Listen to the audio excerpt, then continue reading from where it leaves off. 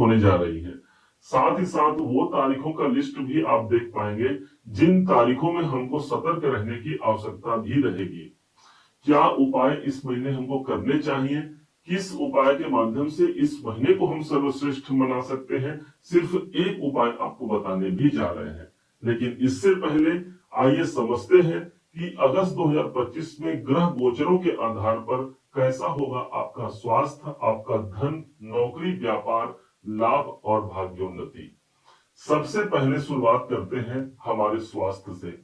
ध्यान दीजिएगा, इस महीने के शुरुआत में ही सूर्य बुध का बुधादित्य राजयोग कर्क राशि के अपने लग्न पर, अपने राशि पर ही विद्यमान है। ये एक सुंदर युति है, एक अच्छा प्रभाव है, जहां पर सूर्य हमारे ओरा को, हमारे कॉन्फिडेंस को बढ़ाते हैं और एक बेहतर स्वास्थ्य का लाभ हम निकाल कर ले पाते हैं। यहीं पर जैसे ही सूर्य 16 तारीख को अपना गोचर परिवर्तन करते हैं और ठीक ये एक घर आगे जहां पर ये विद्यमान है, इससे एक घर आगे प्रवेश कर जाएंगे धन के भाव पर। इस गोचर को और ज्यादा अनुकूल कहेंगे क्योंकि सूर्य अपने स्वयं की राशि पर विद्यमान रहेंगे, स्वास्थ्य उत्तम रहेगा। अब धन की स्थिति क्या रहने जा रही है? धन भाव के स्वामी स्वयं सूर्य देव है, केतु ऑलरेडी यहाँ बैठे हुए हैं।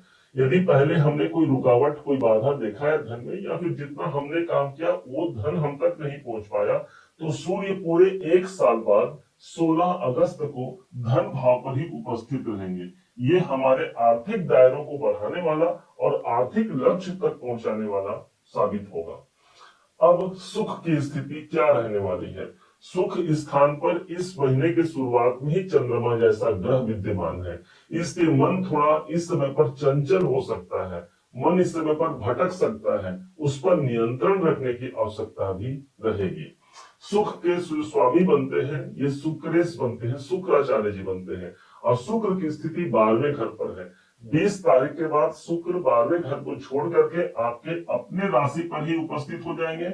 इसलिए ये समय एक बेहतर समय रहेगा, खासकर 20 तारीख के बाद का समय, जहां पर आप मानसिक स्थिति को देख पाएंगे। एक सुंदर जो आप कार्य करना चाह रहे हैं उस कार्य के प्रति आपकी जागृति बढ़ती है और वो कार्य आपका सज जाता है, जिससे हमको मानसिक शांति की प्राप्ति सबसे ज्यादा होने जा रही है। यहीं पर जो विद्यार्थी शिक्षा प्राप्त कर रहे हैं तो शिक्षा भाव के स्वामी मंगल है और मंगल की स्थिति पूरे इस महीने हमको प्राप्त होने जा रही है तीसरे घर पर। अच्छी बात यह हो गई कि मंगल स्वयं तीसरे भाव के कारक होते हैं। हमारा स्वयं आत्मविश्वास इस समय पर मजबूत होता है। हम अपने शिक्षा को प्राप्त करने के लिए जो परिश्रम करते हैं, जो प्रयास करते हैं, वो हमारे कॉन्फिडेंस को पार करते हुए हमारे जीवन में लाभ के अवसर को प्रकाशित करा पाएगा। मंगल जहां होता है वहां एनर्जी होती है और अपने से 11वें घर पर मौजूद है, इसलिए शिक्षा का लाभ हम ले पाते हैं। अब आते हैं आपके नौकरी, सबसे महत्वपूर्ण नौकरी का भाव। देवगुरु बृहस्पति इस भाव के स्वामी बनते हैं और इस महीने ठीक 13 अगस्त का वो डेट आता है जब देवगुरु बृहस्पति की दृष्टि ऑलरेडी पड़ रही है छठे भाव पर और 13 तारीख को ये पुनर्वसु नक्षत्र पर प्रवेश कर जाएंगे, अपने स्वयं के नक्षत्र पर आ जाएंगे। अब जो लोग अपना नौकरी परिवर्तन करना चाहते हैं, कोई चेंज का स्थान देखना चाह रहे हैं, नौकरी में कोई दूसरे जॉब पर हम स्विच करना चाह रहे हैं, तो हाँ, गुरु की दृष्टि नक्षत्रों के माध्यम से भी उसकी पुष्टि करता है। गुरु वैसे भी देखा जाए तो छठे भाव पर गुरु की दृष्टि पड़ना, स्वयं के अपने घर पर पड़ना नौकरी को बिगाड़ेगा नहीं। यदि आप चेंज करना नहीं भी चाह रहे हैं तो जिस जॉब में है वो जॉब आपका सुरक्षित है, कोई नवीनीकरण, कोई नया वहां से आपको पदोन्नति के अवसर मिल सकते हैं।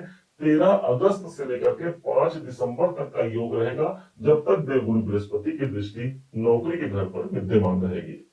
अब आइए जानते हैं व्यापार को। जो लोग व्यापारी वर्ग के हैं उनके लिए स्वयं शनिदेव इनके व्यापार भाव के स्वामी बनते हैं। इनकी स्थिति बनी हुई है 9वें भाव पर।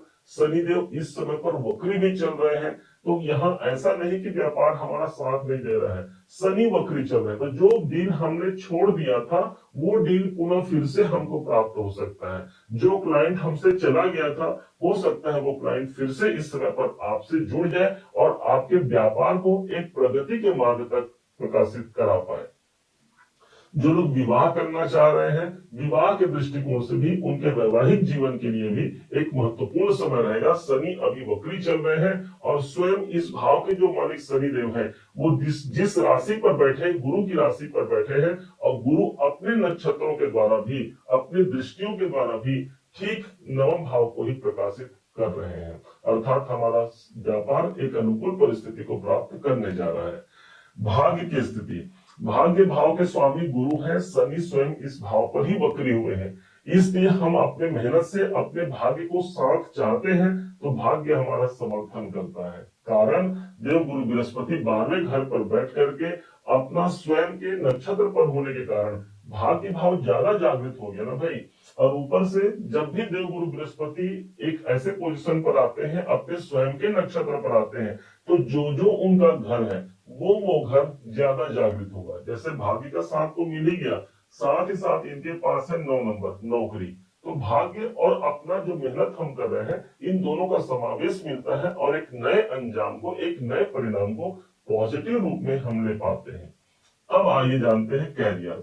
दसम भाव हमारे कैरियर का है, नौकरी हो या व्यापार, दोनों ही परिप्रेक्ष्य से कैसा होगा ये महीना।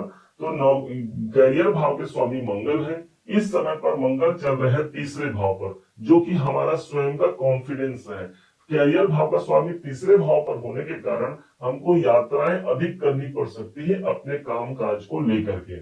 तीसरे भाव पर होना अर्थात मार्केटिंग, सेल्स, आईटी वालों के लिए एक बेहतर अवसर रहेगा, स्पोर्ट्स वालों के लिए भी एक बेहतर अवसर रहेगा, जो लोग प्रॉपर्टी संबंधी काम करते हैं उनके लिए भी ये एक अच्छा अवसर है कि तीसरे भाव पर उनको मंगल मिला है। हालांकि मंगल यहाँ पर अपने शत्रु की राशि पर विद्यमान रहेंगे, इसलिए कोई शत्रु से हमको बचना भी होगा, सावधान रहना होगा कि कहीं वो हमारे कार्य को बिगाड़ न जाए। अब कौन सी वो तारीखें हैं जो तारीख हमारे लिए अनुकूल साबित होंगी, और कौन सी वो तारीखें हैं जिन तारीखों में हमको सावधान रखनी होगी, आप इस लिस्ट को जानिएगा। शुभ तारीखों में है 16 अगस्त, 17, 21, 22, 25 और 26 अगस्त को कोई पॉजिटिव इवेंट होने की संभावना प्रबल रहेगी। इसके अलावा 1, 2, 10, 11, 19 और 28 तारीख को हमको सतर्क भी रहने की आवश्यकता रहेगी। अब कौन से उपाय से इस महीने को हम सर्वश्रेष्ठ महीना बना सकते हैं, इस बात को समझिएगा। ठीक इस महीने के लिए कहा गया है शुक्र के बीज मंत्रों का जाप करना। ओम सुम शुक्राय नमः का मंत्र जाप कर सकते हैं। किसी फीमेल को, खास करके जो हमारे घर के हैं, आपकी यदि पत्नी है, उनको कोई फूल अर्पण कर सकते हैं। ना हो तो देवी के मंदिर में फूल अर्पण किया जा सकता है। इससे ये महीना एक पॉजिटिव महीना रहेगा।